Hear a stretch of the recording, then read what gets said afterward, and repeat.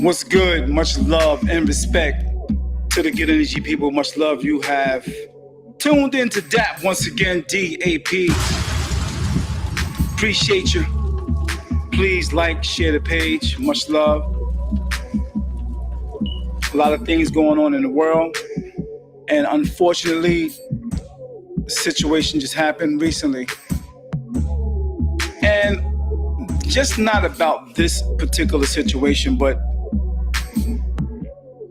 in the past 10, 15 years, we have been witnessing a lot of situations as such. Now, before I get started, I want to just make a disclaimer, man. A lot of the things that we're going to say, we're going to talk about here,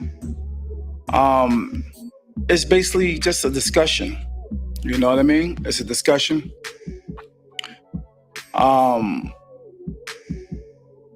Opinions and things like that. A little commentary. You know, just on this podcast alone, you know, this is just, you know, for informational and conversation purposes only. You know what I mean? So just make sure you understand that these are just some topics that we're discussing. We may talk about, you know, sensitive things, sensitive events, including matters that are still under investigation. You know, some stuff is not really clear yet. A lot of stuff may be rumors, may be, you know, accusations and things like that. So nothing is said on this platform when we're speaking about topics as such should be taken in absolute facts. You know what I mean? Or unless, you know, officials or confirm this by verified sources, okay? So certain details that I'm going to be discussing is, you know, it got to be verified, all right? Certain details like, you know, certain reports and stuff like that, allegations, public information. So this is where I'm coming from with this stuff. A lot of stuff is information that's out there already, and it should be understood as such. So we're not legal experts. I want you to understand that. I'm not an expert in this stuff, okay? Also not a psychologist, you know, or official authorities, you know. So nothing shared here is intended to replace professional information, all right? To replace professional advice or verified reporting, okay? The views expressed are solely those of the speakers, as myself, and do not represent confirmed truth or intent to defame, accuse, or mislead. By continuing to watch me here, by continuing to listen, you acknowledge that you are responsible for how you interpret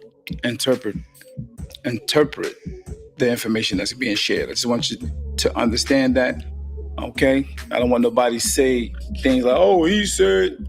No, everything is here is allegedly, okay? Because the reports are still coming up with all types of stuff, and investigation is still ongoing regarding this situation.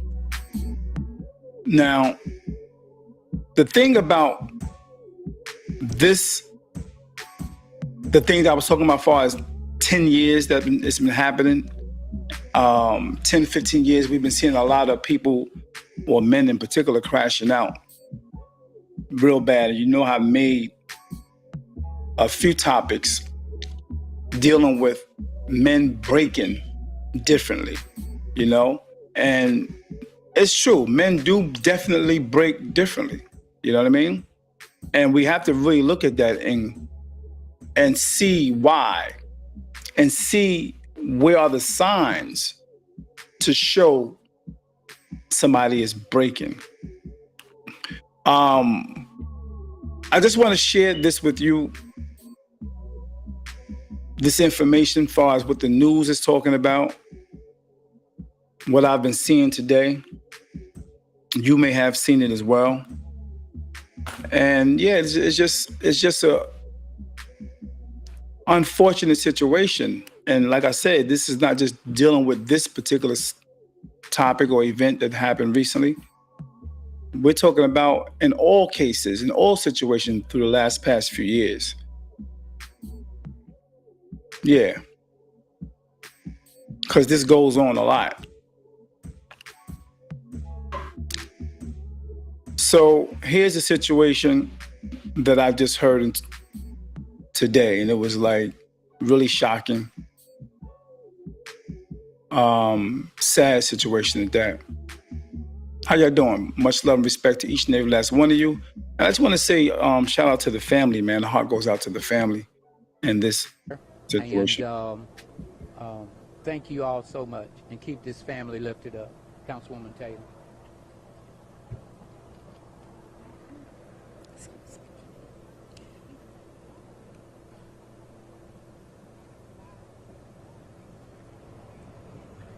We're standing in this place again. There are 8 children that are deceased. I can't be strong for you. I think about the mother and what this family has lost. I think about this community and what this community has lost. And I don't have the words to give you, and I'm sorry.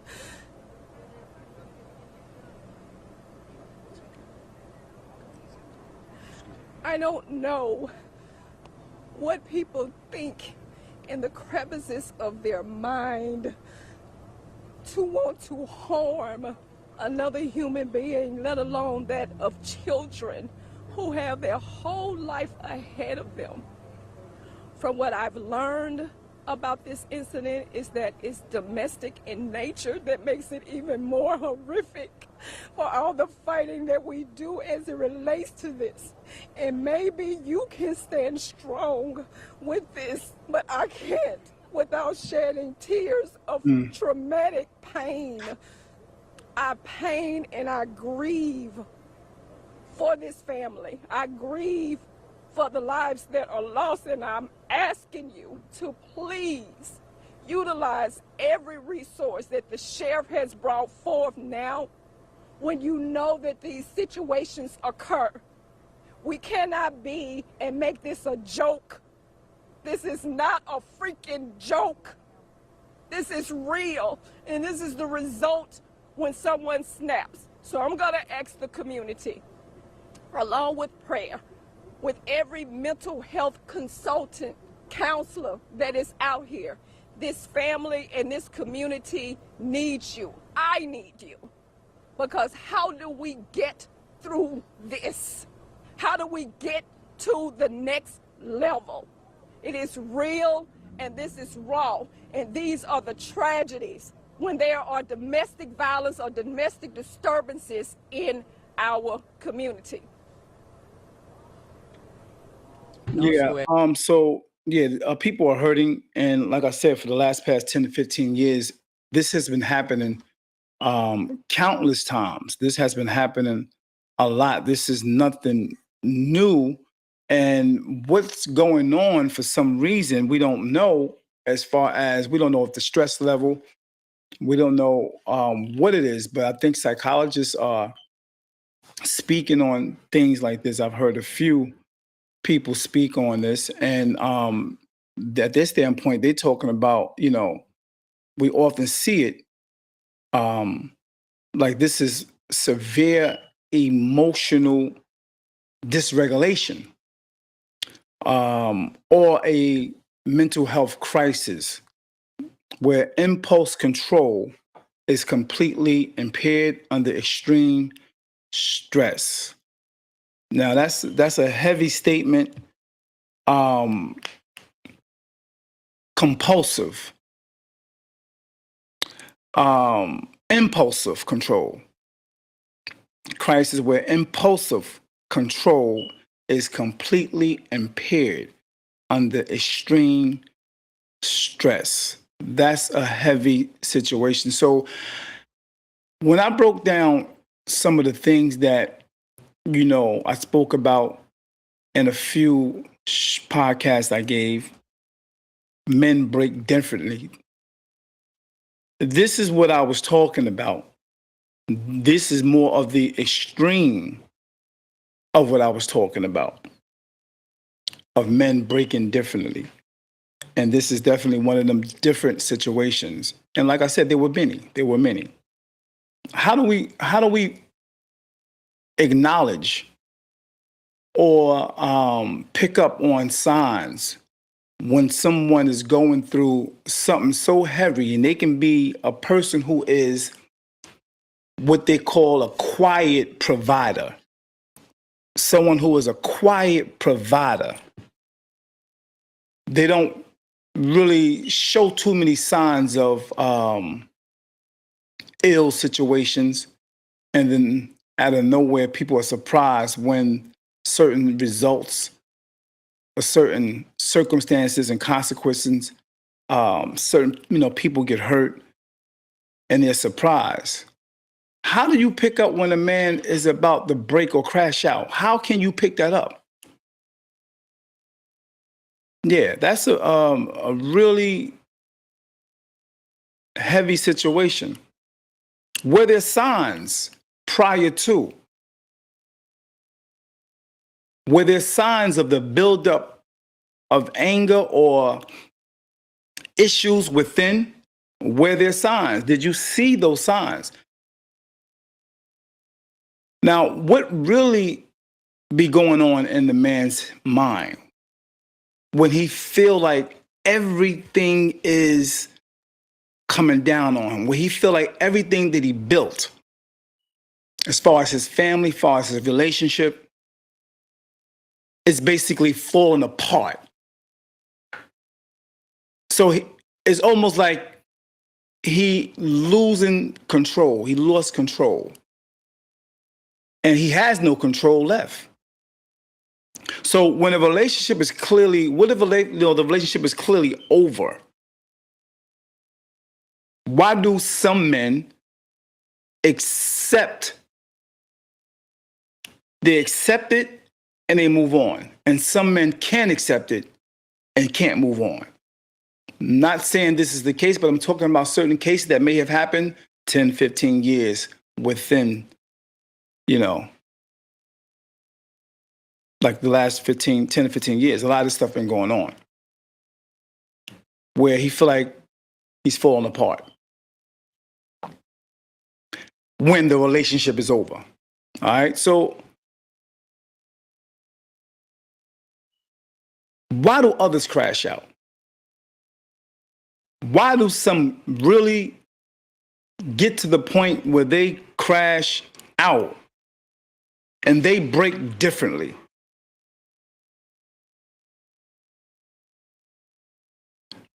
To the point where it's deadly, to the point where it's unaliving, that extreme situation. Are we looking at straight anger, heartbreak, ego, or is it deeper than that? Like some type of mental breakdown? Is it deeper than that? Is it something that has been building for years? Is this a buildup through the years? Were there signs through the years?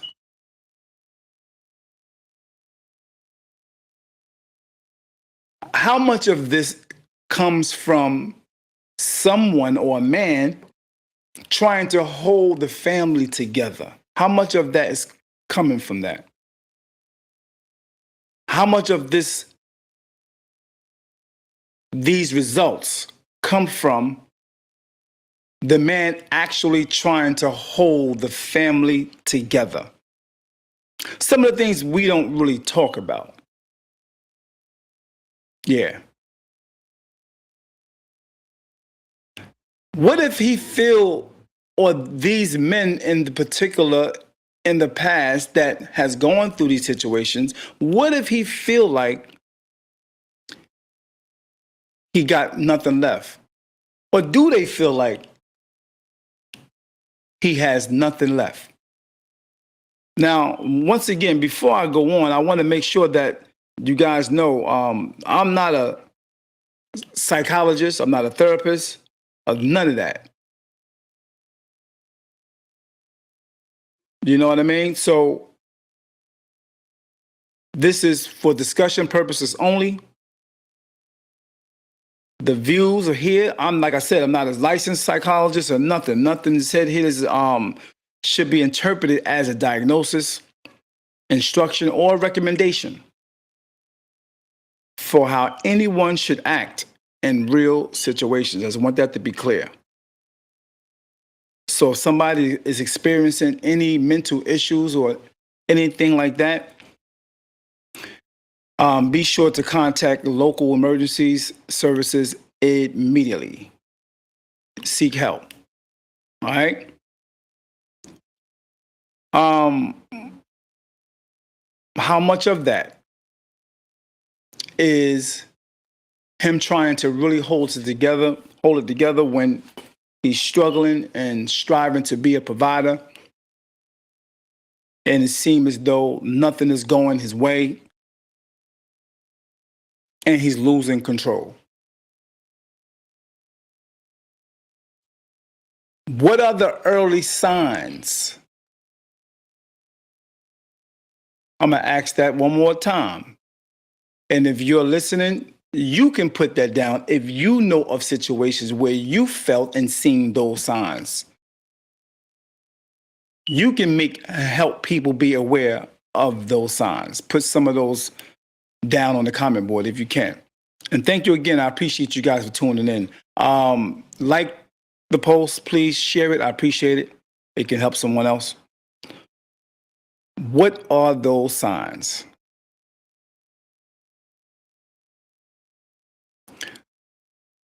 The signs that a man actually is mentally spiraling, behind closed doors, mentally spiraling,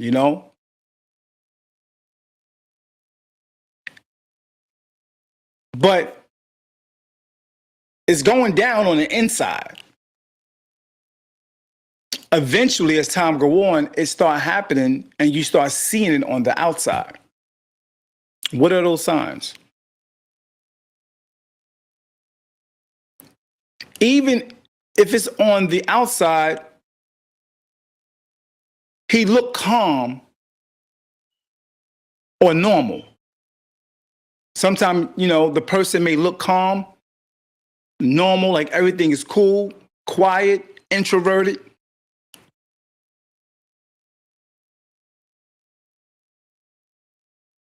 Yeah, what are those signs? I would like for you guys to answer that. If you have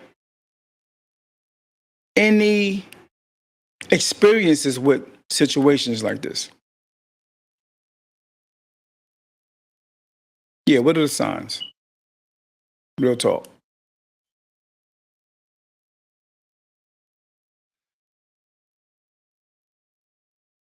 This is a deep situation, and there have been a lot of deep situations as such. Again, I'm not just speaking on this particular situation where people were unalive because of someone else's anger, frustration, depression.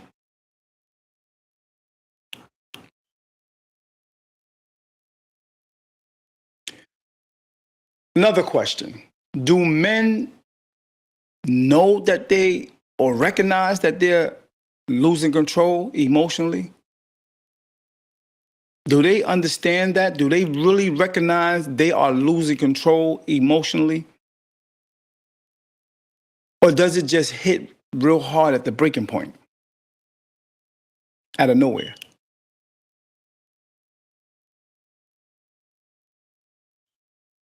Now, let's be real about the whole situation. How many men out here are suffering in silence? How many men out here truly suffering in silence because they can't feel like they can talk to nobody about it? They may feel like they can't bring it up to nobody. They may feel like a loser. They may feel like they are incompetent. They may feel like, nobody understands them.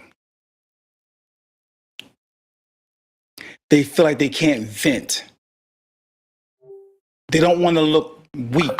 They can't look weak. They don't want to look weak. So they basically suffer in silence because of that. Then you got to ask yourself, what kind of conversations can I have with a person like that? What kind of conversations could be had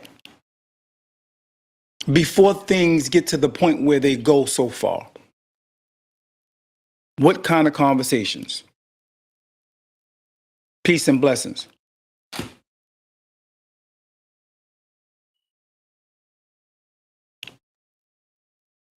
That's an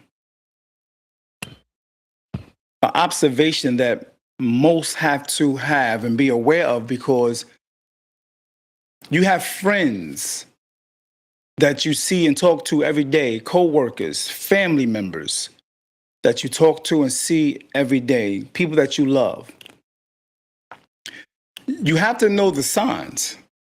I think it's a good thing to know some of the signs before it go too far. What words could you actually use to reach them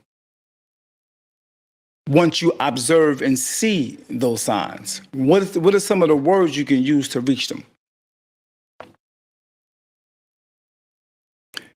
If a man feels like he's losing his family, what are some of the words you can use? Because we always say words are powerful, right? Yeah, words are very, very powerful. If that's the case, what are those words we can use to uplift, redirect, strengthen the inner being of that person? When you observe they're going through something and you don't want them to crash out.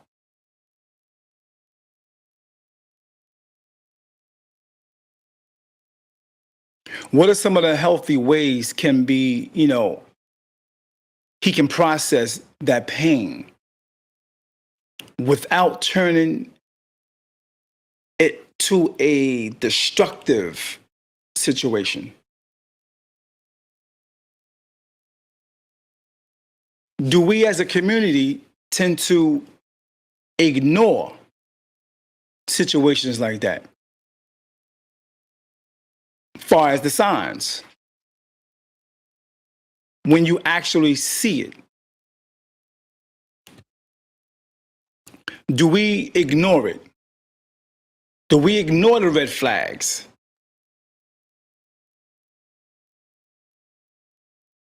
Just because it's a man, we assume that they're strong.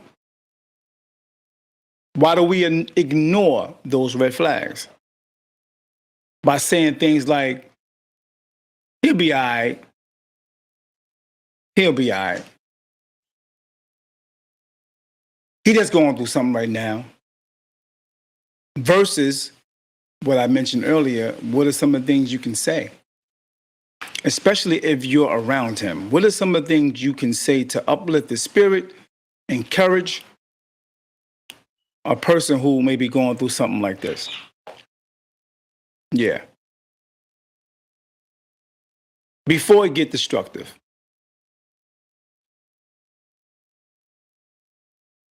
It's a hard situation. It's a sad situation when it results in things that we have seen through the years, on top of this situation that happened recently. How important is it for men to have outlets? I'm just asking questions. I'm just putting it out there. How important is it for men to have outlets? I think it's very important. I think it's very important. Real talk. What you say? Peace and blessings. Salute to Uta on Go. Peace and blessings.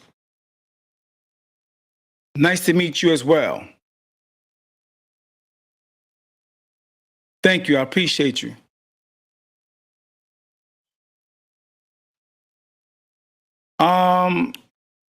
Roger says, I think some men do recognize and some men don't. I agree. I agree. So, Roger, how do we help them recognize that they are losing control and out of control? How do we bring this to their attention? Because some people, like I said just a little while ago, will say things like, "Oh, he be all right." They don't give them the words that can basically uplift, redirect, calm them or whatever like that. Once they see these signs, some people don't do that. Roger also said it's very important for men to have outlets. Yeah. We have to sometimes be that outlet as well. There are different things in the community that they have the different things. We have to also look up those things for our family members and friends when they may be going through things that may be a little overwhelming for them. That may be a little overwhelming for them, where it built up to the point where it's explosive. They crash out completely. Word.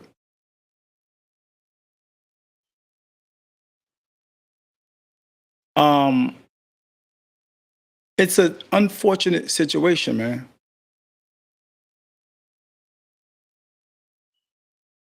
Yeah, unfortunate situation. Or situations that have happened.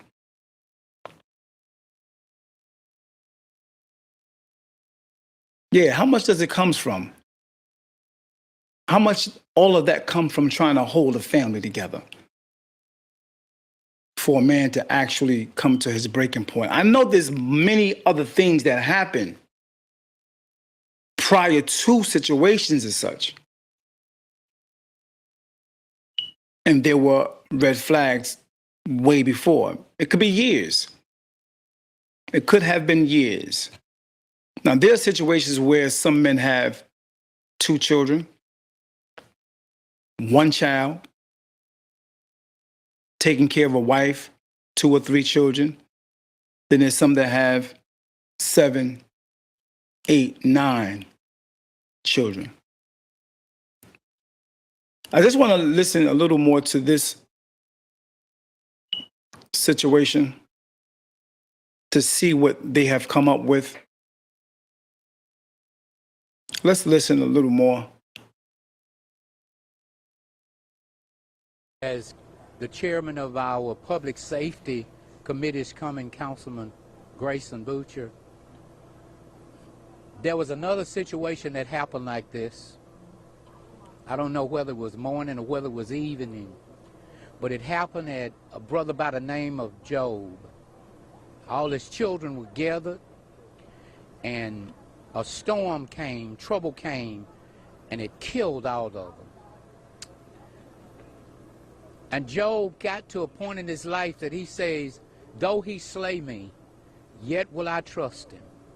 And so though we have this situation today, I just want you to leave here saying, trust God. At this time, Councilman Butcher will come.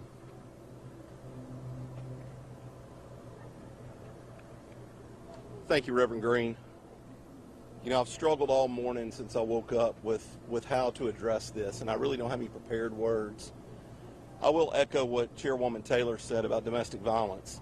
Over 30% of our crimes and 30% of our murders in the city of Shreveport are domestic in relation.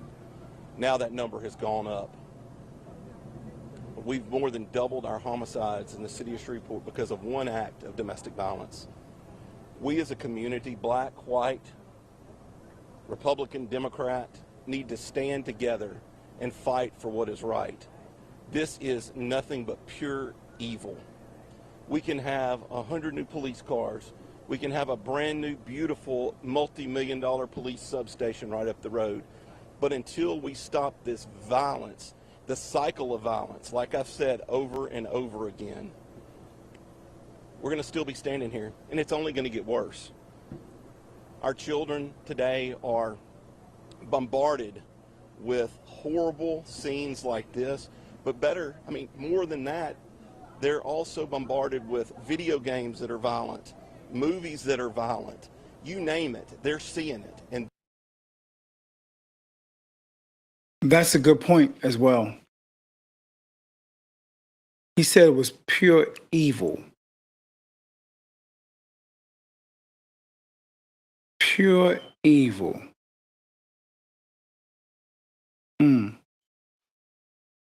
Interesting.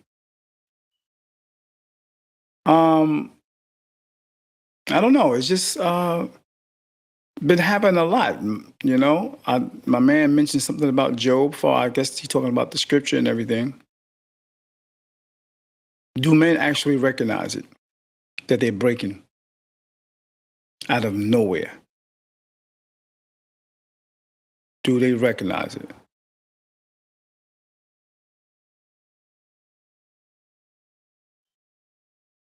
Mm. Give me 1 minute, you guys. 1 minute. I appreciate you guys chiming in. If you can like the page and share it, it's very much appreciated. Real talk. Thank you. Yeah, this has got to be a hard situation, man. From what I hear, allegedly, 7 was murked. 1 got away. 2 adults were injured. Yeah, this is a deep situation here. Deep situation.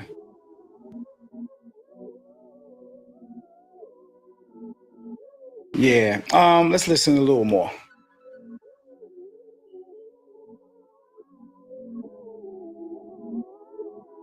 Let's listen just a little more. this is what the result of that is. Believe me, it's evilness in our community. So what I ask for all the citizens to do is pray for this family, pray for our city, pray for our country. Our country is riddled with evil right now, and we need to pray and pray very, very hard. The other thing, as a more than 20-year veteran, public servant, firefighter, please pray for these firefighters, police officers, and even the coroner's office, the public safety communicators that took the call on this. I'm going to tell you, I'm here to tell you that the burden on them is real. They will carry this for the rest of their life. Just put yourself in their situation. A young police officer, a young firefighter has to walk in and see 8 babies murdered. How does he go home and hold his own children? Think about that. We've got to stop the violence. We've got to take the politics out of crime, and we've got to all stand together like we are today. So, Councilman Green, thank you. I'm praying for your district, and I'm praying for the city of Shreveport. Thank you. Yeah, I really believe the point he made about taking the politics out of these situations, taking the politics out of it. Really good point. Really good point. Let's see.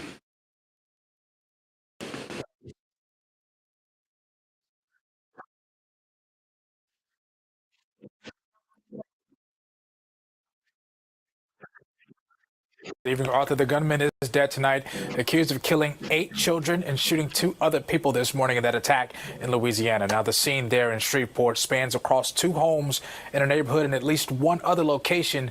Let's take you there. The victims killed this morning ranged from as young as a 1-year-old to 14 years old, and we're learning new information tonight. Shreveport police saying it all began this morning when the suspect shot a woman at one home before driving to another where the children were killed in what's being called a violent domestic incident. Now, the suspect fleeing the scene after police say he carjacked a man at gunpoint, and officers then say they caught up with him and ultimately fired, killing him. Here's what Shreveport police had to say early this afternoon. What we can tell you is this is a domestic disturbance here in the 300 block of West 79th Street. This is a very large scene with multiple deceased children present, and so we're going to ask for your patience in us getting information out. We will release the name of the suspect that is deceased when we have made the proper notifications. We do know that some of the children inside were his descendants. So basically, it looked as though they caught up with him and unalived him. Yeah. That's how it sounds. That is how it sounds. Let's listen to a little more information.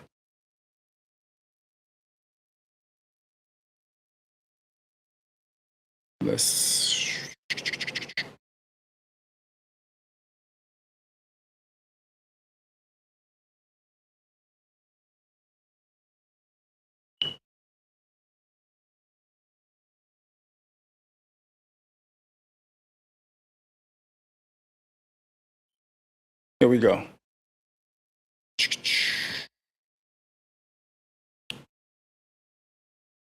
Back to our top story tonight, the tragic mass shooting that left 8 children dead and 2 adults injured. Here's what we know so far. The shooting happening sometime between 5 and 6 this morning in the Cedar Grove neighborhood. The 8 victims are between the ages of 18 months and 14 years old. 2 women and another child were shot in the head and in the hospital tonight. The suspect, who's been identified as Shamar Elkins, was shot and killed during a confrontation with Shreveport police in Bossier. And we continue our team coverage with KTBS3's Brenda Teal, who has been. Yeah, that's so unfortunate. We're talking from 1 to 14 years old. Literally 1 to 14 years old, man. Wow. That's deep. Again, what kind of conversations we can have with someone who have crashed out? I'm talking literally seeing the results of crashing out. Way before it got to the point of the extreme actions.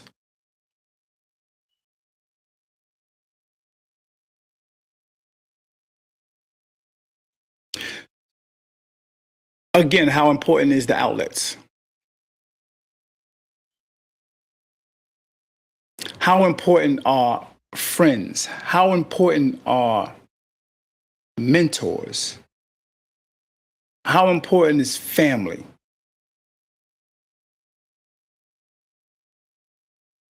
How important is therapy? How important are the OGs in the community? Yeah. What's up, Roger? Roger says this. That's where good friends in your corner who can tell you things. Yeah, who can tell you things with love and not criticism. Yeah, I believe that. That's a fact. Great point, brother. I appreciate your engagement. I appreciate your comments. Real talk.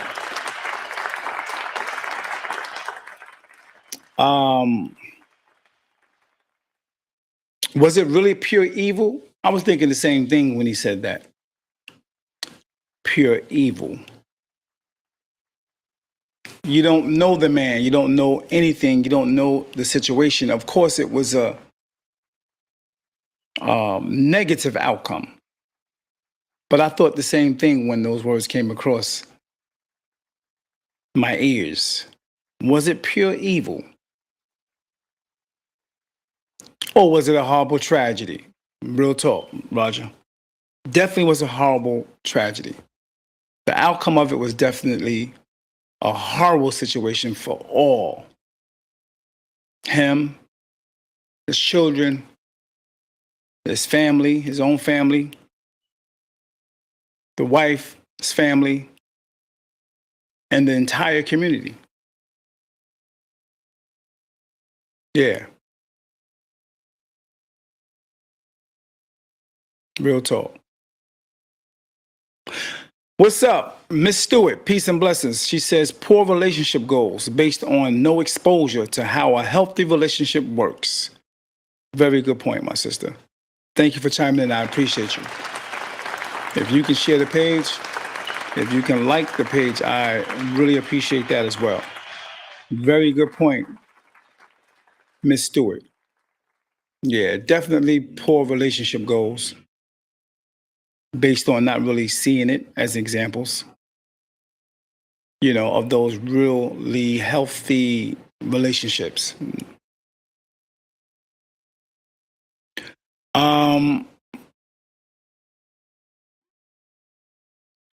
Roger says he wish he knew more about this story. Yeah. Well, allegedly, he went in and I think he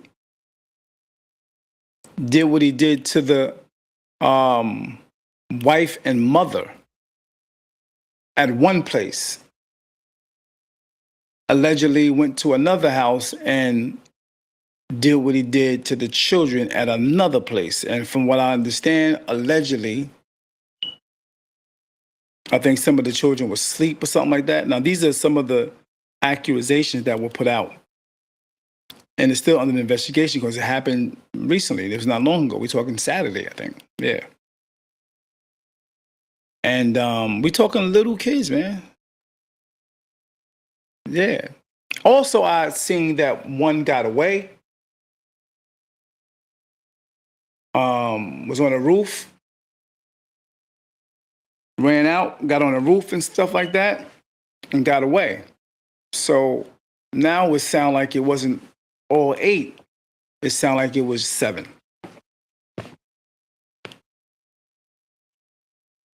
Yeah.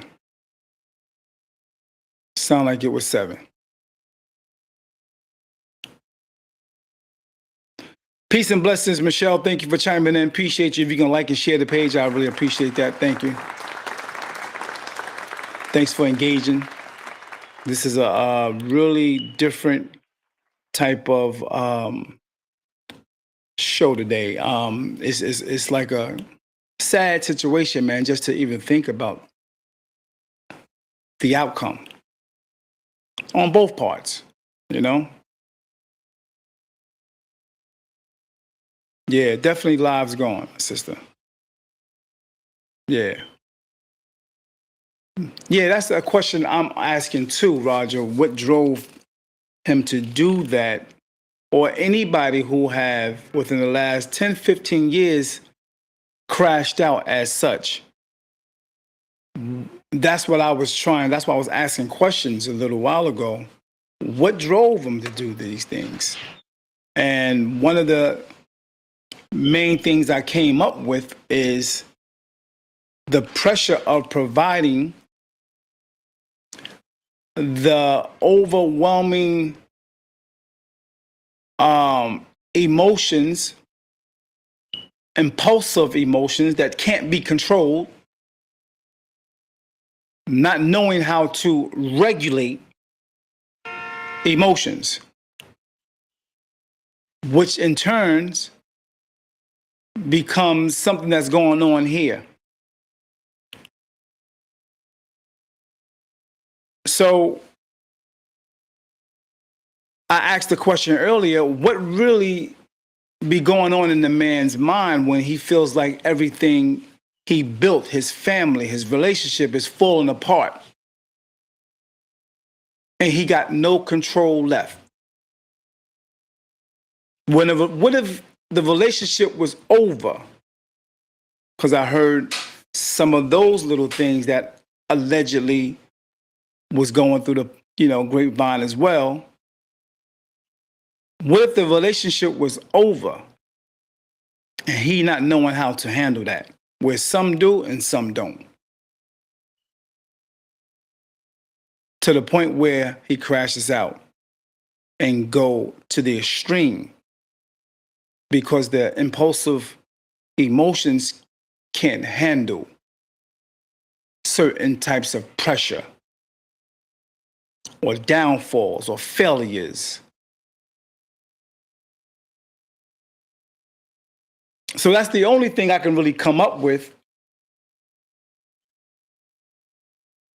to even come to grips of why. Everybody wants to know why, but the why may not be anything that's tangible. The why could be just on the inside of that person that no one may even know. We don't know.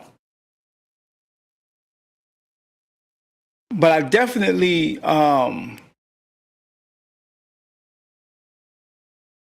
understand how people can break. We all understand that. We're not exempt from breaking. None of us are exempt from breaking to that point to where you go to the extreme. None of us are exempted from that. But in reality, we are all, a lot of us are regulated,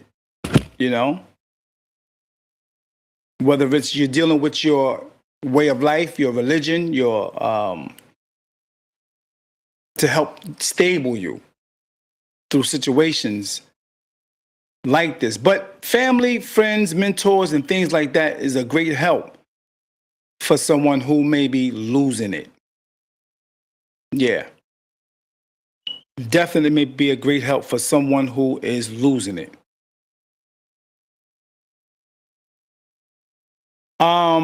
Roger says, I hope it wasn't because he was feeling the pressure of trying to provide for all those children.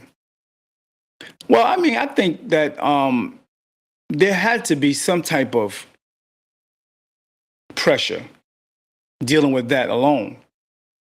Not to say that was all. There had to be a lot more things that was going on within for the crash out.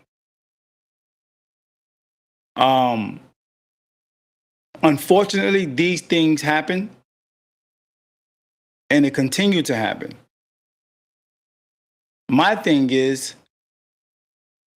are people aware of those red flags when they pop up?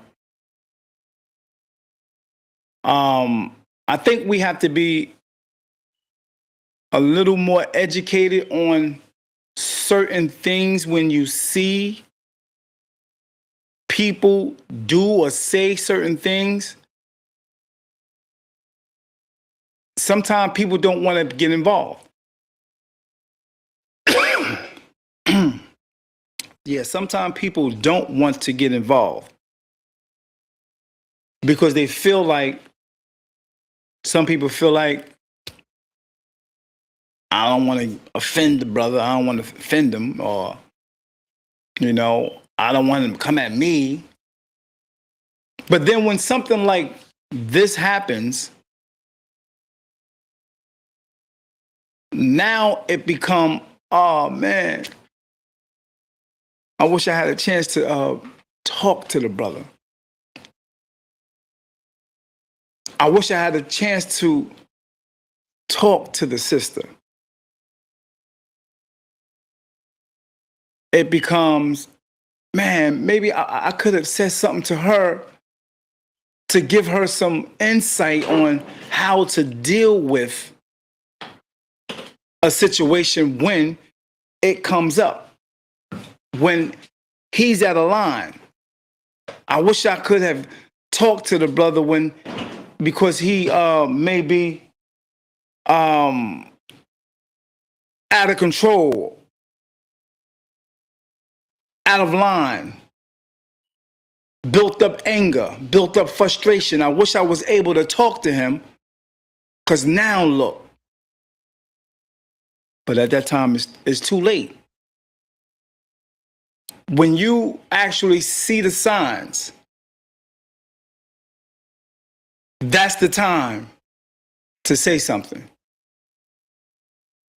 Find out how to go about saying it so it don't be, you don't rub the person the wrong way. Find out how to go about saying it, because that person will appreciate it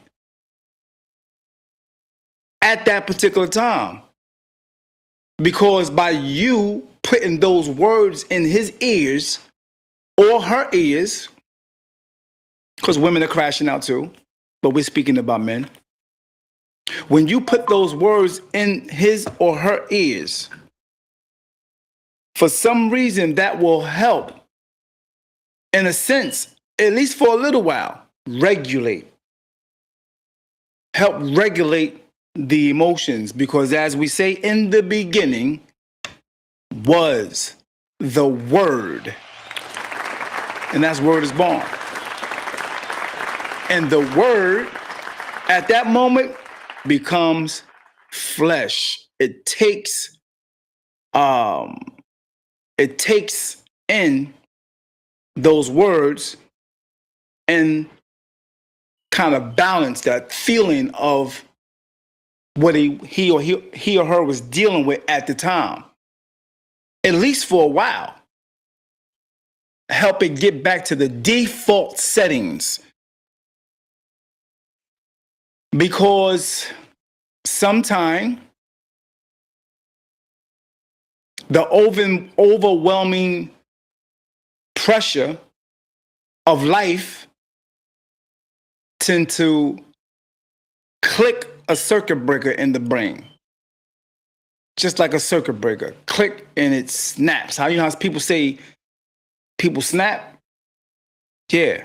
The pressure may click something to where it derails the chemical imbalance in the brain.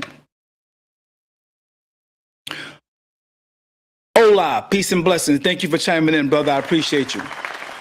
Ola says, all I can say is that the innocent lives of those murdered, or I should say unalive, is shattered. Yes, sir, brother. Definitely. Yes, sir. Definitely shattered, bro. It's a very unfortunate thing. Again, I my heart goes out to them family members, man. Real talk. Family members and friends, my heart goes out to you. And I think everyone is aching from knowing and seeing situations like this that have happened over the last 10 to 15 years, and it's becoming common, man. You know? Roger mentioned he hoped it wasn't coming from the point of providing for children. It's a lot of things, man. That, probably jobs, not able to get the right job. The pressures of bills, the pressures of, not being able to afford, the pressures of trying to compete in life. Yeah. I think it's a lot of things, bro. I think got to be a lot of things. Peace and blessings to Polanda. Thank you for chiming in. I appreciate you guys if you like and share the page. Glover, what's good with you? I think it's pronounced Polanda. Glover. She says, we have to check in on our men. We have to check in on our young men and boys. This is really sad. In some countries, they're only allowed to have 2 kids. That's a fact. I had a conversation about somebody in a chair recently about other countries breaking it down to family only having 2 children. Is that something we should look into, especially if you can't afford to take care of them financially? And also having a support system. Maybe you shouldn't have kids. Make better choices. Very good point, my sister. Should the government turn this thing into a certain amount? Some say, hell no. Nah, man. People should be able to have as many kids as they want. How are you going to regulate or control the children they want to have? But if we see the patterns that has come about within the last 10, 15, 20 years of how the pressures of families have changed to the outcome of what we're seeing now, maybe it might be a valid consideration. I don't know. Maybe. It might be a valid consideration. Thanks for chiming in, Glover. That's a good point. I appreciate your perspective. I appreciate your perspective.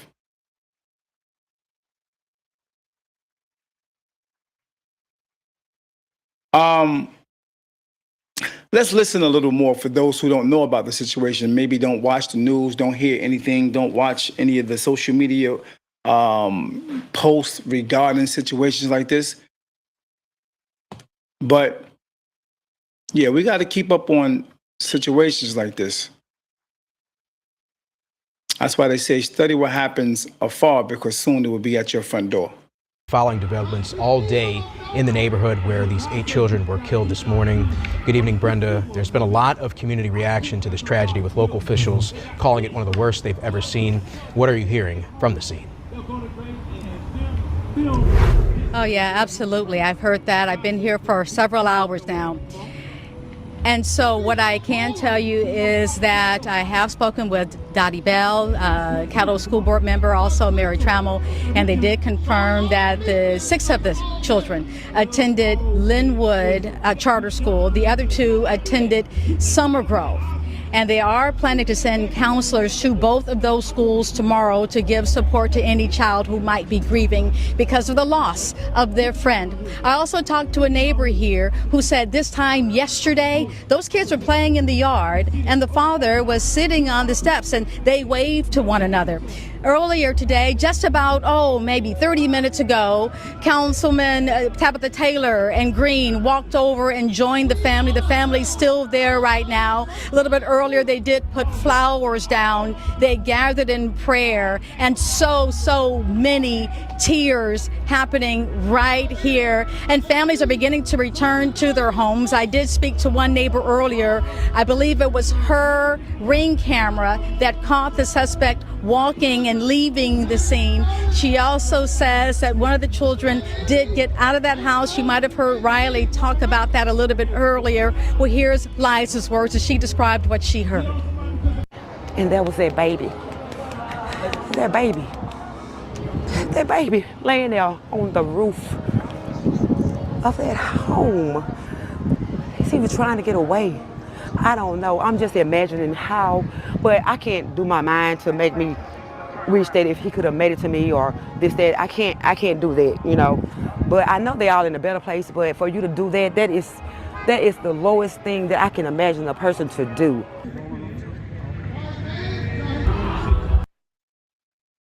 Wow. So I'm just going through this now. I'm going through some of these videos now, freshly. I never went through them. I've never watched these, the community and all that, talk about it. But in my mind, when I read some things earlier, I read that one tried to get away and got away. So they were actually saying that it was 7 instead of 8. Now that she's speaking on it, she's confirming that when she said they're in a better place. So the one that tried to get away, that's the one I was talking about. So I was happy to the fact that one got away. I was reading it. It made my heart feel good about that.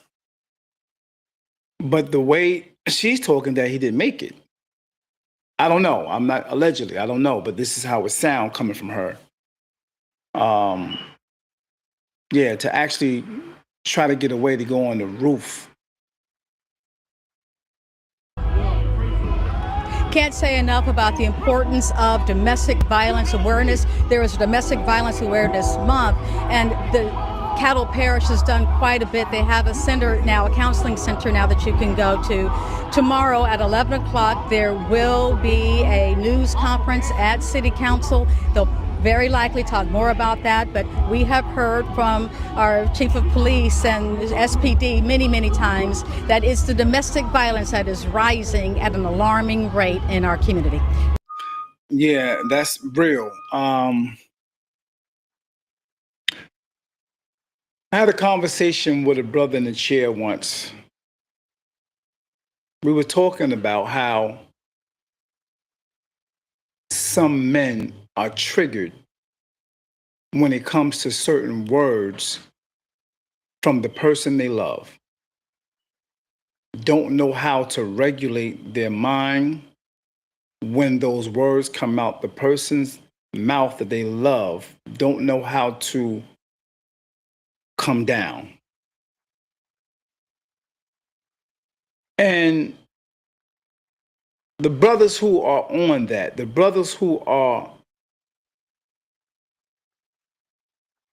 having difficulty in dealing with the pressure of going back and forth with the person you love, it's important that you talk to somebody right away to help give you information on how to deal with your emotions. It's important that you truly get help on that. There are a lot of different free counseling service that you can go to. There's people you can go and talk to.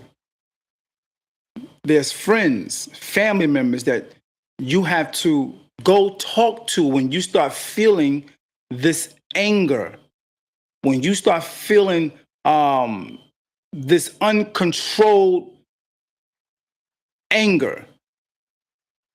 Go let somebody know how you feel. Have a conversation with someone. I'm telling you, that will help. That will help you before you crash out and do the worst.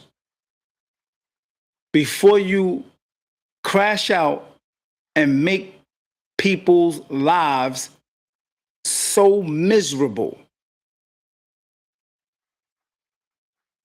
Before you get to that point where you actually snap, go talk to somebody. These are the things that people don't really talk to the younger men about. They don't talk to the younger men about relationships. A lot of people always talk about what you got to do and go to school, stay in school, and go get that money. Got to do this, you got to do that. Got to be the best version of yourself, and this, that, and the third. But nobody ever have conversations where they're teaching them about how to deal with relationships and what role you should play in relationships. And if the relationship don't go the way you want it to go, how do you maneuver or move accordingly if it don't go your way? Young men need to know that. Young men need to know that. Especially those young men who have and may be dealing with all types of trauma. They need to know that. They need to have those conversations to regulate their mind once they are going through things of that nature. It's a fact. It's a fact. Let's move on. For if you just watching, you just chiming in, I appreciate you chiming in. Do me the favor and like the page. Please share the page. Very much appreciated. Thank you, man. Back to you in the studio. All right, Brenda, thank you so much for that report. Yeah, so that's the thing, man. These conversations need to. All right, just listening in there to community members talk about this tragedy that unfolded. Your patience in us getting information out. We will release the name of the suspect that is deceased when we have made the proper notifications. We do know that some of the children inside were his descendants, and so once we are sure of everyone's names and ages and the proper channels have been notified, we'll be releasing all of that information. In nature, the responding officers located a crime scene here in the 300 block of West 79th Street, and this is a rather extensive crime scene spanning between two residences here. There is also another residence on Harrison Street that is part of this crime scene as well. Right now we have at least 10 individuals that were struck by gunfire last night in a domestic disturbance. 8 of these individuals are deceased. The ranges of the decedents are from 1 year of age to approximately 14 years of age. Wow. The individual responsible, once leaving this scene, the community is messed up right now. Yeah, the community is definitely messed up right now. Hard situation, man.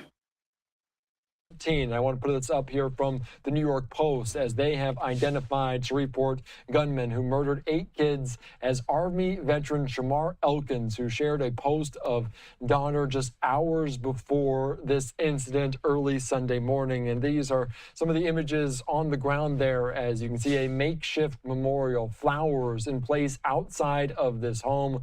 We do know that some of these kids, they belonged to this individual, this Army veteran Shamar Elkins. We did hear an update from law enforcement, police there in Louisiana, providing an update. Any more information they can provide about a truly horrific scene in Louisiana. Wow. What do you guys know? What's the latest updates? So the latest update right now is we can confirm the suspect in these 8 homicides is Shamar Elkins. He is believed to be the man responsible for this heinous act. I can tell you that 7 of the 8 children that were killed are believed to be his children. We are still working to determine a complete motive and understanding as to why this happened, but it is domestic in nature. The mother of the children was also shot and had very serious injuries, although we are hopeful she will recover.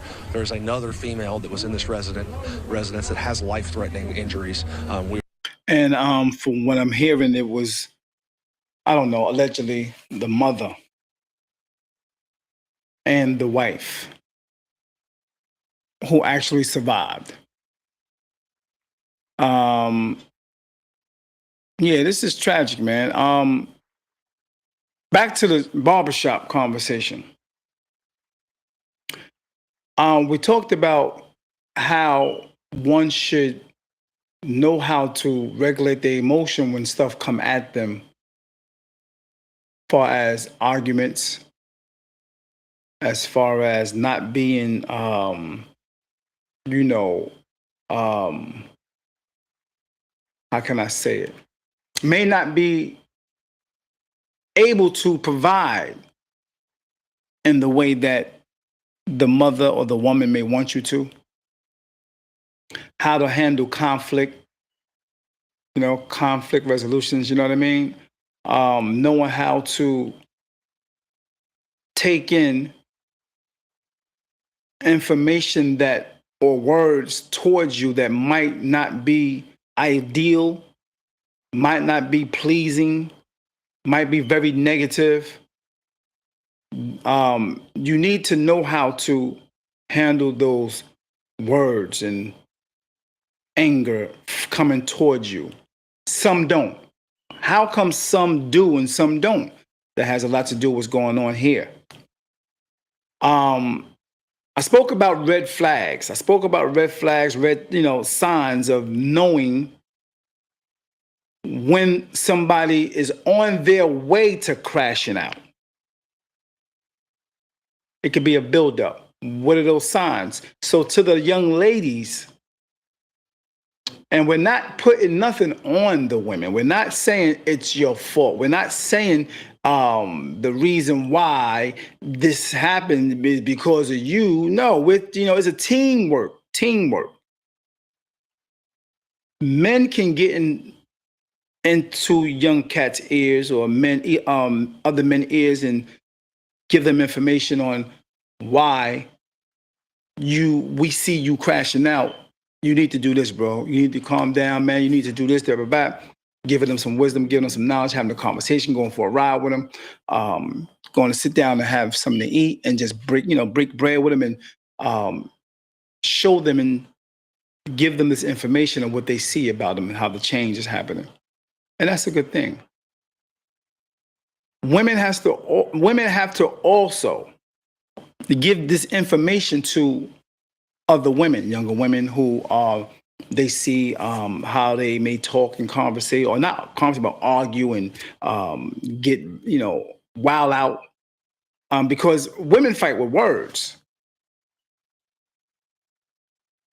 So it will be a great thing for women to, when they see that,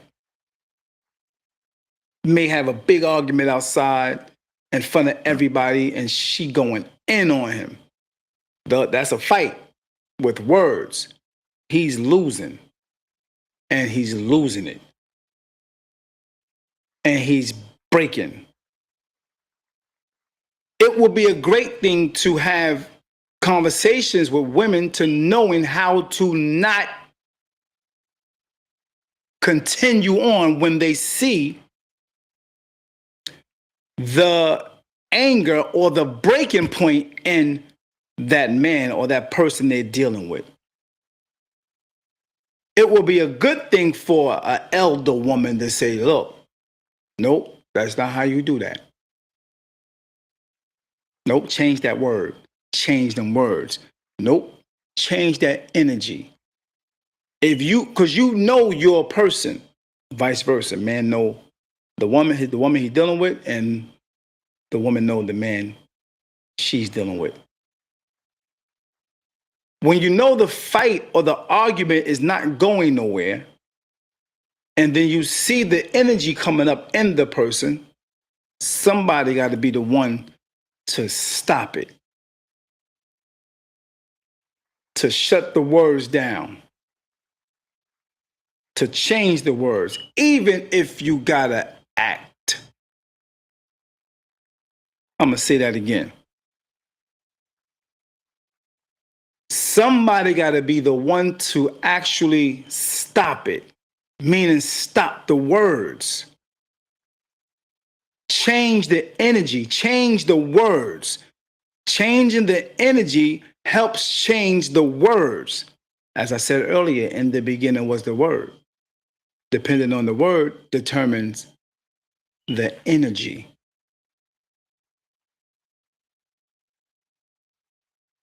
So if you can actually see the difference in this person and is going above and beyond, is getting really out of hand, he's saying things that he never said, or he may have said, and you've seen the reaction and you've seen the results of those words a while back or whatever, that's the time you say, oh, You know what? No, baby, it's like this. You know, I understand what you're saying, baby. You're right. I would not the because most men, when they lose in a fight, it kind of like make them feel punked. They need therapy for that.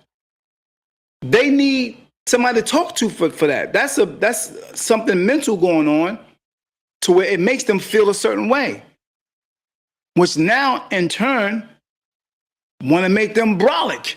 So if you're dealing with a person who is like that and he on top of it has a chemical imbalance, those words are not going to land on nothing positive. The anger and you winning an argument is not going to land on nothing positive, unfortunately. We got to find another way. Real talk. Ola says, domestic violence is rampant throughout our communities. This is the work of Satan. This is the work of Satan. Very good point. Very good point. Yeah, and on top of that, Ola, he's a veteran. Army veterans are still emotionally and mentally at war. Facts. Great point, bro. Great point. Oh, yeah. One thing I'm not doing, I'm not justifying anything. I want you to understand that. Not justifying anything this man has done. This is horrible. This is a horrible situation. But I'm just trying to share information, possible ways to help when things may become chaotic, when things may become unbearable and emotional, when things may become physical. I'm just trying to share information to help. That's my way of giving back.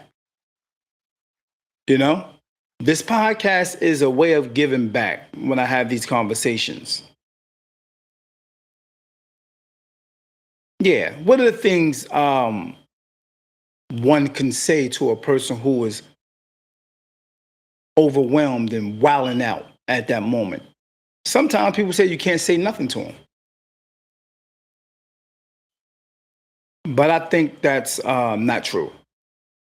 I think there is some things you can say and do when a person is going back and forth. Because you know it had to start with words. It may have been a breakup.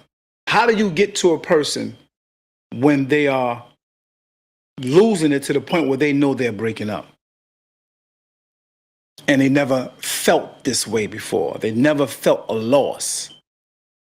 First time experiencing a loss, or losing, breaking up with somebody they loved and they've been in love with them for years. How do you get to that person? Yeah. How do you get to that person? Now, especially when you're looking at straight anger, heartbreak, and things of that nature, on top of the mental breakdown that has been building up for years. What are those signs?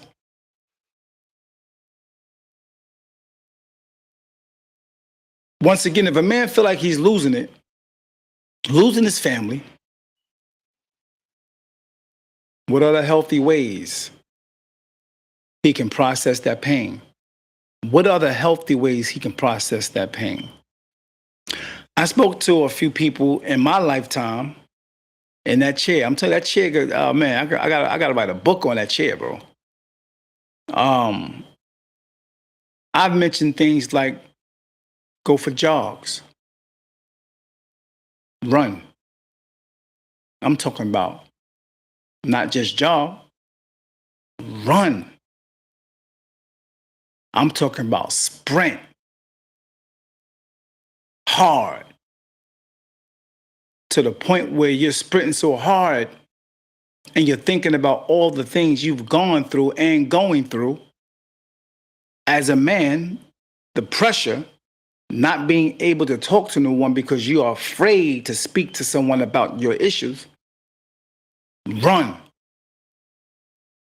After that strong run,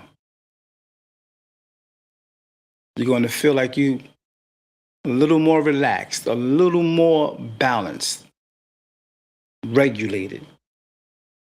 That long sprint, go.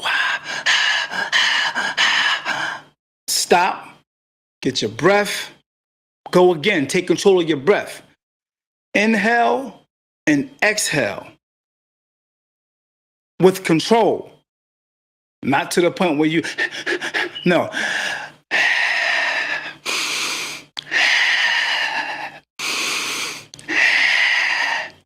Run hard.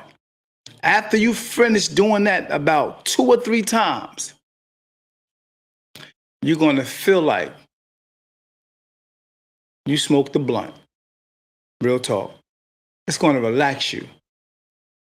It's going to help regulate your emotions, your anger, the depression, the anxiety, or whatever the case there is. You know what I mean? It's going to regulate that. Facts. Yeah. That's a fact. I asked the question, how important is it for men to have outlets?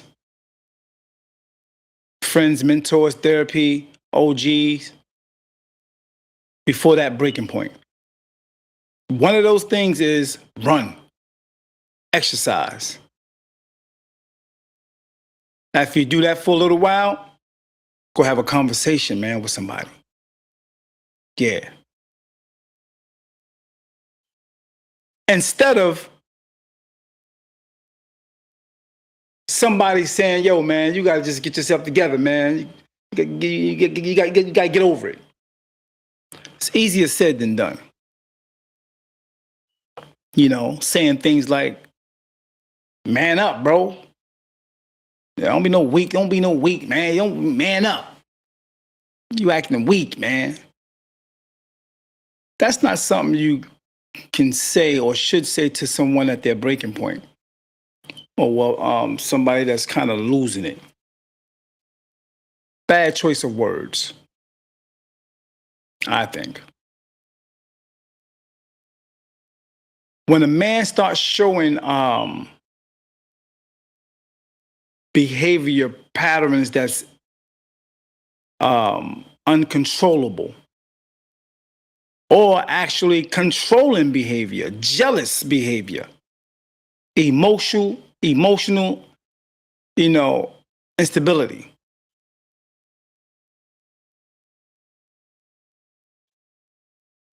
How serious people are around him take that?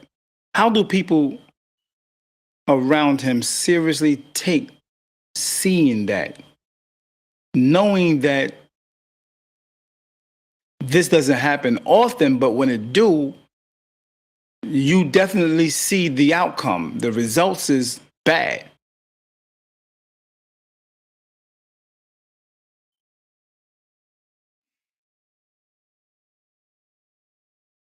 So when you see the person feel rejected, when you see him having situations where he in earlier times may have been rejected in his response to the rejection, And now you see as time go on, it reached to a certain level. It reached to a certain level that now it got heightened after a few years going by.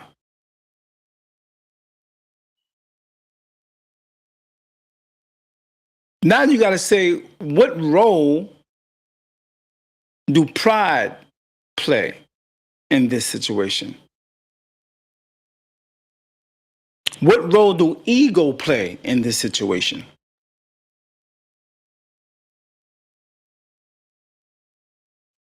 How do you separate accountability and understanding?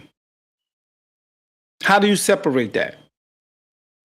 You know, how do you separate? How do you, not constantly say to the person, yo, man, you got to take accountability, man. You got to do this, you got to do that. Yo, man, you got to be a man, blah, blah, versus compassion and understanding at that moment of his height or his anger, the levels that get higher and higher of anger and uncontrollable anger.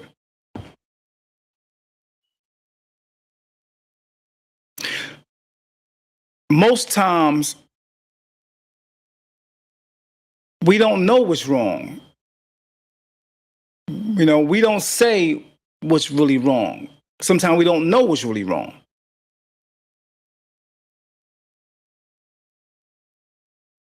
How do we say he's wrong when a person gets angry? I'm not talking about this situation. I'm talking about situations that has not gotten to this. I'm talking about situations that have not gotten to this extreme. How do we say he's wrong with not going to him with understanding? Yeah. But still ask the question, what led to this mentality? We got to find out, are there systems in place? Are there systems in place for situations that come up like this and not wait till it get to the point where it's out of control? Some counseling, some intervention, crisis support, things of that nature.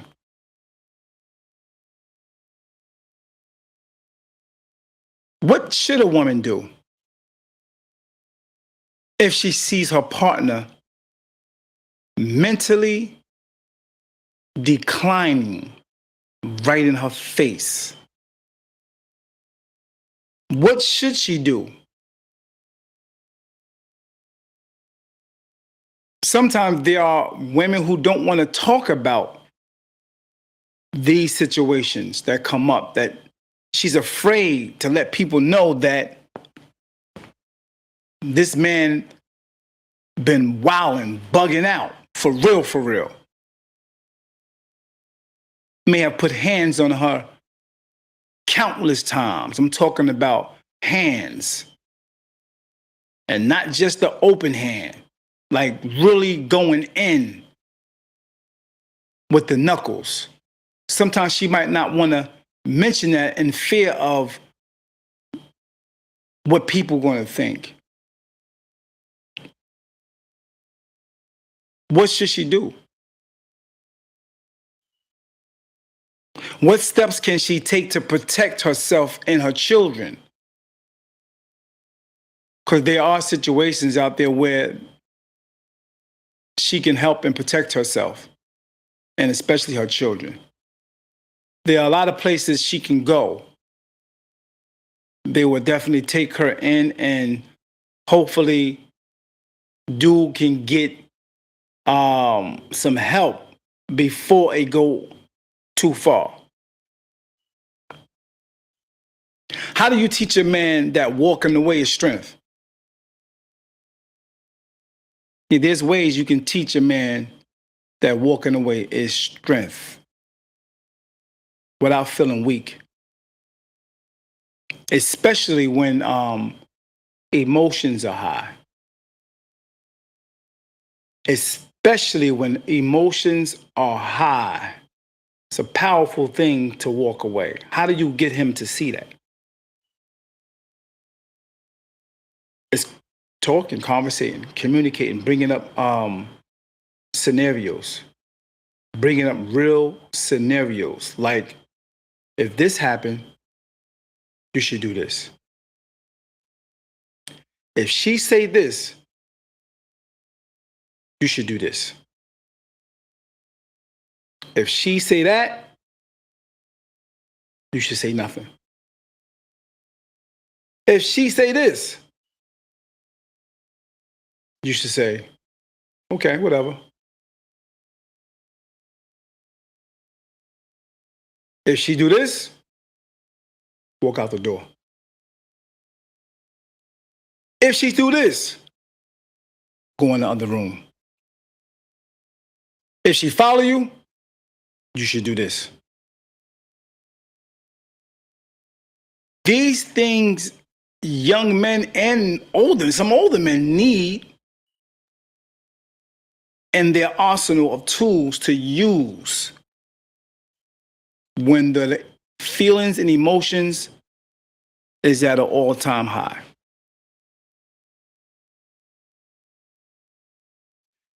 What does crashing out really means? You hear the word all the time, he crashing out. It just basically means that emotionally, your emotions is through the roof.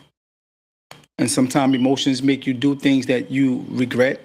Sometimes emotions make you do things that you wouldn't do normally if your emotions was not that high. Crashing out is basically feeling at that moment your psychology is like kind of off. Just in that moment, though.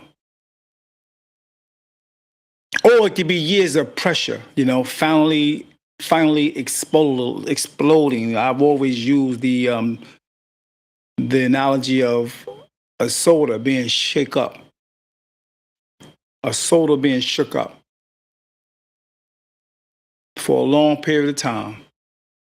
Just imagine shaking the soda up for just 20 seconds. But then imagine it being shook up for a minute. And then you don't open it slow.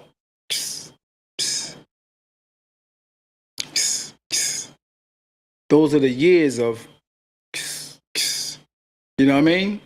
And then maybe one year, open it up like, you know what I mean? And we see what happens.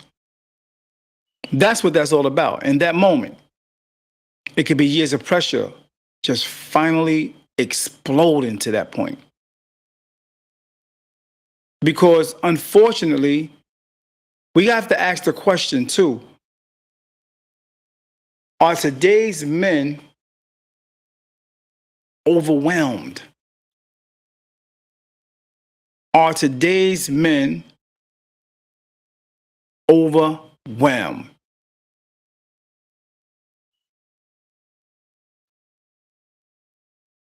How important for them to learn emotional discipline?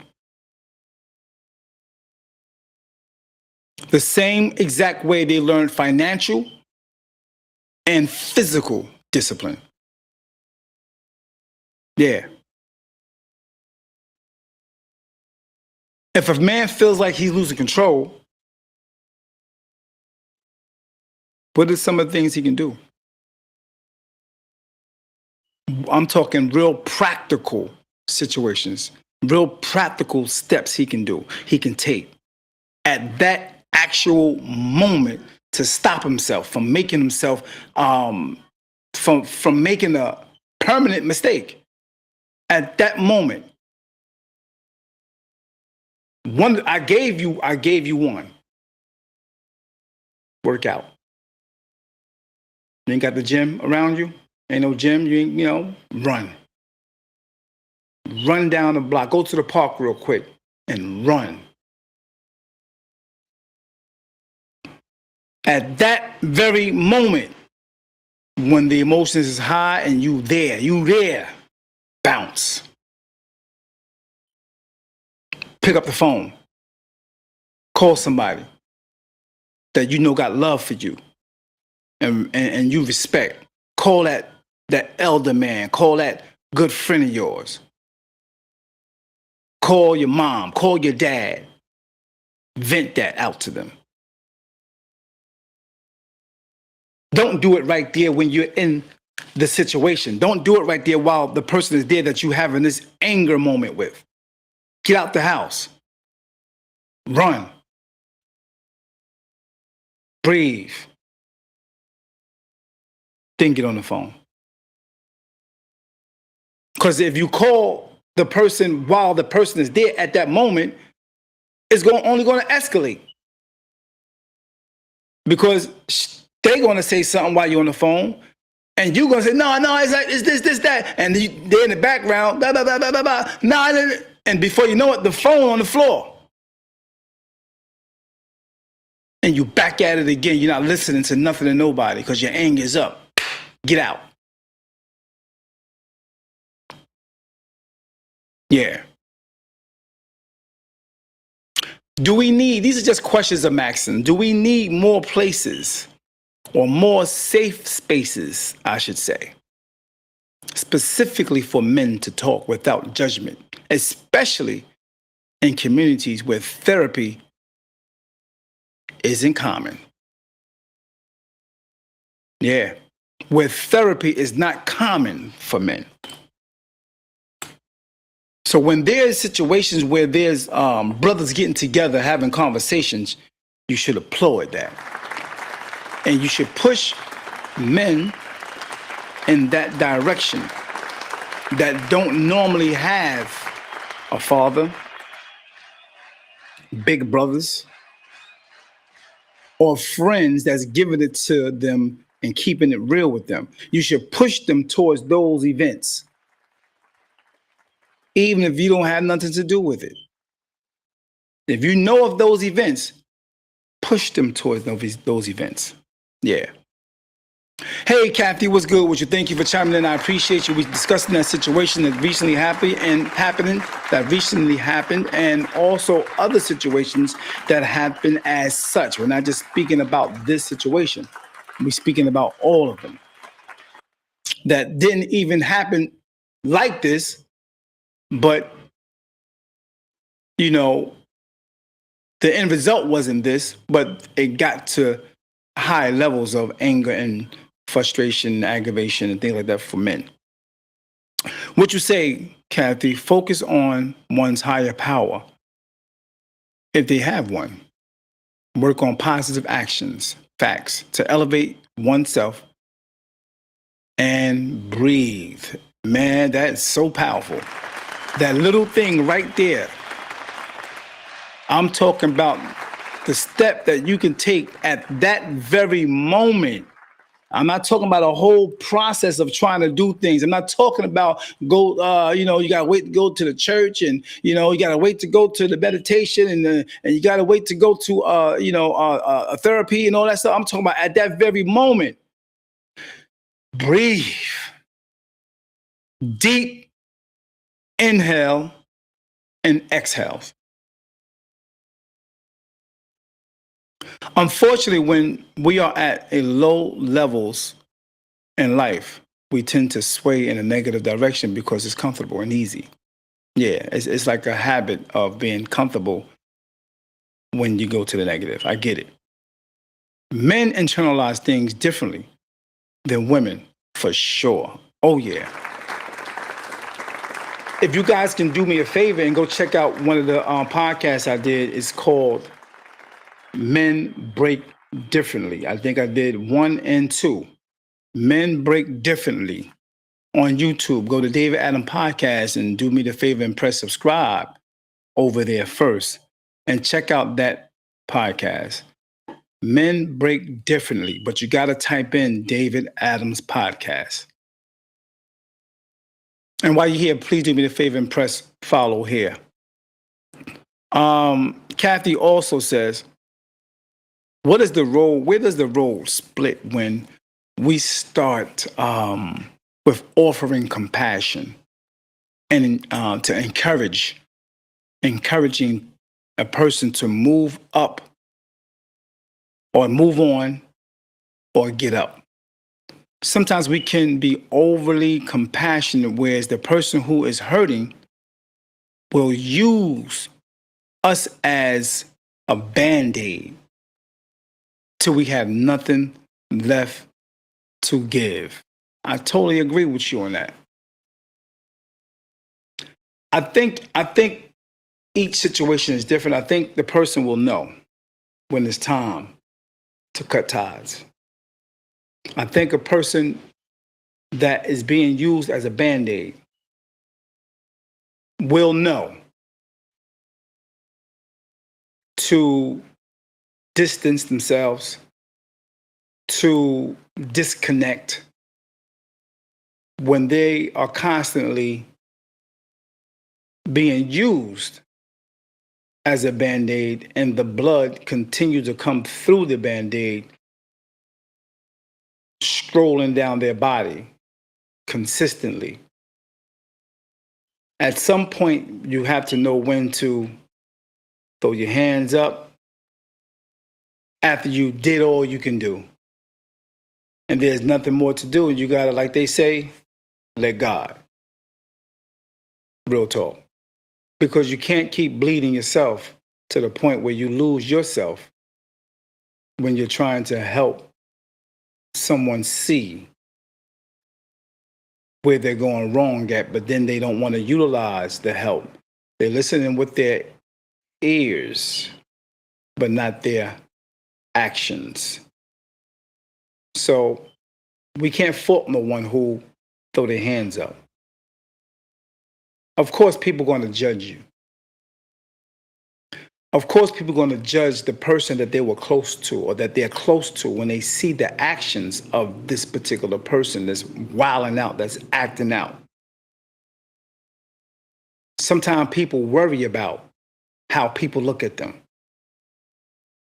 because they distance themselves from them. Who cares? You had to save yourself. No matter if it's a friend, no matter if it's a family member. Because sometimes you have to, because in reality, they're actually trying to destroy you on top of them already being destroyed themselves and not doing the work or not getting any help. It's like the analogy I like to always use. Being in a pool of water. You jump in to save. They kicking you and they trying to pull you down, trying to save themselves by trying to drown you. Them not conscious of them drowning you, but just trying to get up and lean on top of you to push you down for them to save themselves because they realize they can't swim. So your next move or step is to kick them the hell up off of you so you can survive. Because you already swimming. You already know how to swim. You've been swimming in this world or life. You are regulated.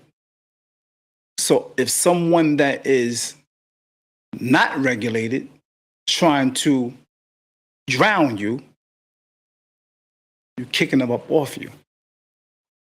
Yeah, that's where you split, when you see that you're drowning. I hope I answered your question. Much love and respect. Thank you for tuning in, too. Please like and share the page.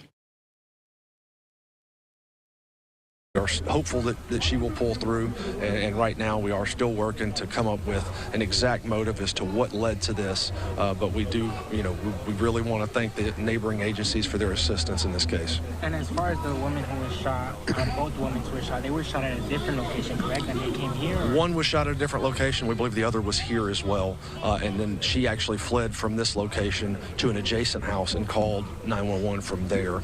That and a 13-year-old child who had also fled from this residence. Okay, so the 13-year-old child who jumped off the roof, you were saying, what is his condition? Is it any injuries? He had some injuries, some broken bones, but however, we do expect him to recover. We're just very thankful he was able to get away.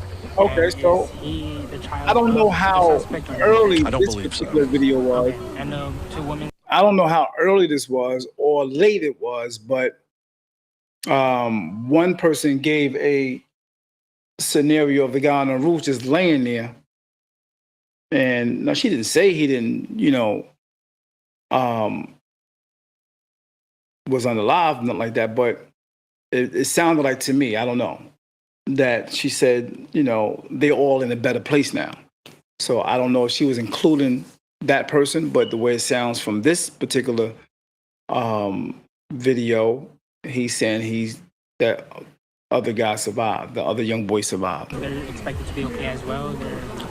We're hopeful. They do have very serious and significant injuries. One of them is still in life-threatening condition, but we are hopeful that they will survive. And as far as the wife, those kids were all her kids, or what do you guys know about that? I believe so, yes. All of the children, 7 of the children are her children. The identity of the 8th child, I believe, was the other woman that was fleeing off the roof. So. Oh, wow. I didn't know that. What I was hearing was that they were his kids. They were his children.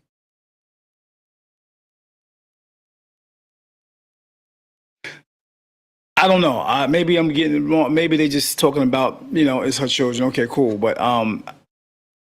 if these were not his children, let me go back and hear this again.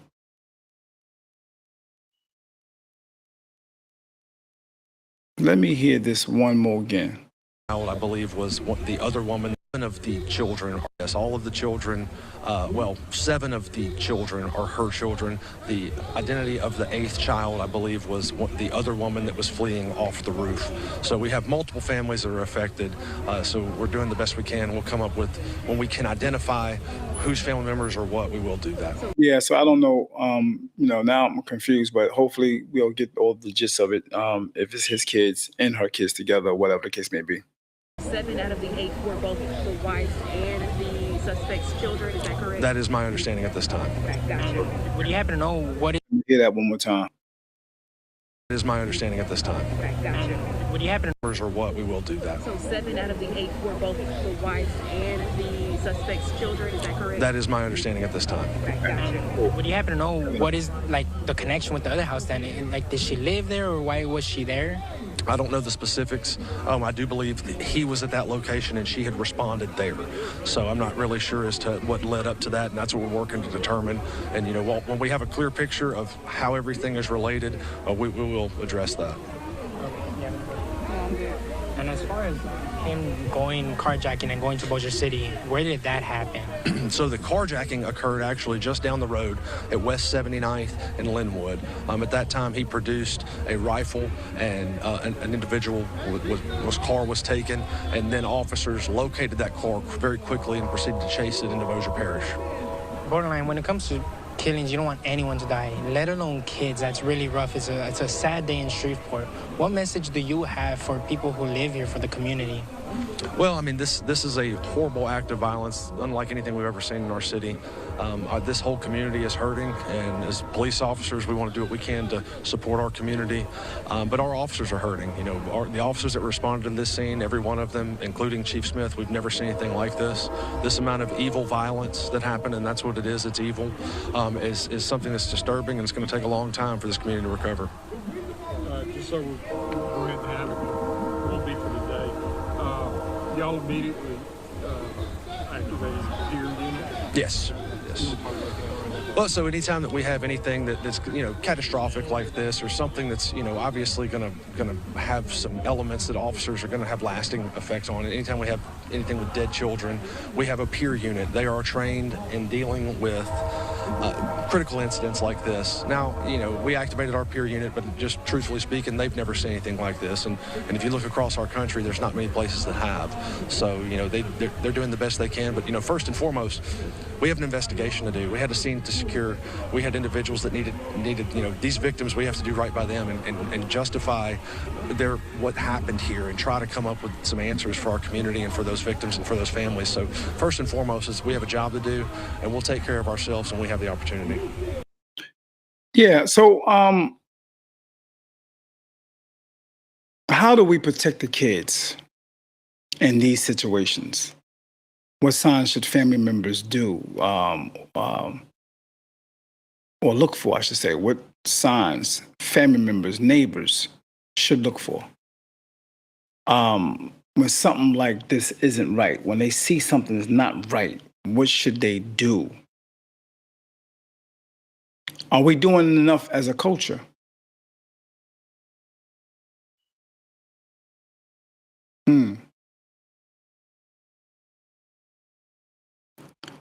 I heard someone say something like, we have to check on our young men earlier.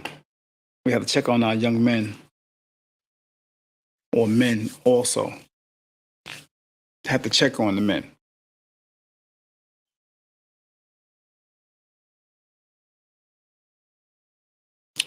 Are family members doing this? Checking on the men when they're going through it. That responsibility, what responsibility does a man have to control himself no matter what he's going through? Where does that line get drawn? If someone listening right now, feels like they're at that breaking point and you're going through it, what should they do today before it turns into something irresponsible or irreversible? How do you stop more situations like this? How do you stop these situations that have been happening in the last 10 to 15 years from happening? What needs to change in men, in relationships, and in the community? Yeah, I want to thank you guys for listening. If you can find time to chime in and put your perspective on the comment board, it's definitely appreciated. It's definitely appreciated. I thank you for listening. May God bless each and every last one of you. Until next time, peace and blessings. You have been D.A.P.